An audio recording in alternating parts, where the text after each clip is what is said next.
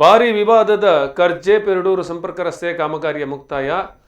ಬ್ರಹ್ಮಾವರ ಹೆಬ್ರಿ ರಸ್ತೆಯ ಕರ್ಜೆ ಗ್ರಾಮ ಪಂಚಾಯತ್ ವ್ಯಾಪ್ತಿಯ ತೆಂಕಬೈಲು ಪರಿಶಿಷ್ಟ ಪಂಗಡದ ಹಲವಾರು ಮನೆಗಳಿಗೆ ಮತ್ತು ಪೆರಡೂರಿಗೆ ಸಂಪರ್ಕ ಕಲ್ಪಿಸುವ ತೀರಾ ಹತ್ತಿರದ ರಸ್ತೆ ಕಾಮಗಾರಿಗೆ ಸಮಾಜ ಕಲ್ಯಾಣ ಮತ್ತು ಹಿಂದುಳಿದ ವರ್ಗಗಳ ಕಲ್ಯಾಣ ಸಚಿವ ಕೋಟ ಶ್ರೀನಿವಾಸ ಪೂಜಾರಿ ಅವರು ಲೋಕೋಪಯೋಗಿ ಇಲಾಖೆಯ ಮೂಲಕ 2 ಕೋಟಿ ರೂಪಾಯಿ ಹಣವನ್ನು ಬಿಡುಗಡೆ ಮಾಡಿದರು. ಲೋಕೋಪಯೋಗಿ ಇಲಾಖೆಯ ಗುತ್ತಿಗೆದಾರ ತಡಾಲ್ ಸುರೇಶ್ ಶೆಟ್ಟಿ ಅವರು ಕಾಮಗಾರಿ ಆರಂಭಿಸಿ ನಿಗದಿತ ಅವಧಿಗೆ ಮುಗಿಸಲು ಕಳೆದ ವರ್ಷ ಜಲ್ಲಿ ಕಲ್ಲು ಹಾಕಿ ಡಾಮರೀಕರಣ ಮಾತ್ರ ಬಾಕಿ ಇತ್ತು. ಕಾಮಗಾರಿ ಮುಕ್ತಾಯದ ಹಂತ ಇರುವಾಗ ಇಲ್ಲಿನ ಸಾಮಾಜಿಕ ಕಾರ್ಯಕರ್ತರು ಮತ್ತು ಮಾಹಿತಿ ಹಕ್ಕು ಕಾರ್ಯಕರ್ತರು ಮೀಸಲು ಅರಣ್ಯ ಭೂಮಿಯ ಮೇಲೆ ರಸ್ತೆ ಮಾಡಲಾಗಿದೆ ಎಂದು ತೀರಾ ಆಕ್ಷೇಪ ವ್ಯಕ್ತಪಡಿಸಿ ಪ್ರತಿಭಟನೆ ಮಾಡಿದ ಕಾರಣ ಕಾಮಗಾರಿ ಕೆಲ ಕಾಲ ಸ್ಥಗಿತಗೊಂಡಿತ್ತು.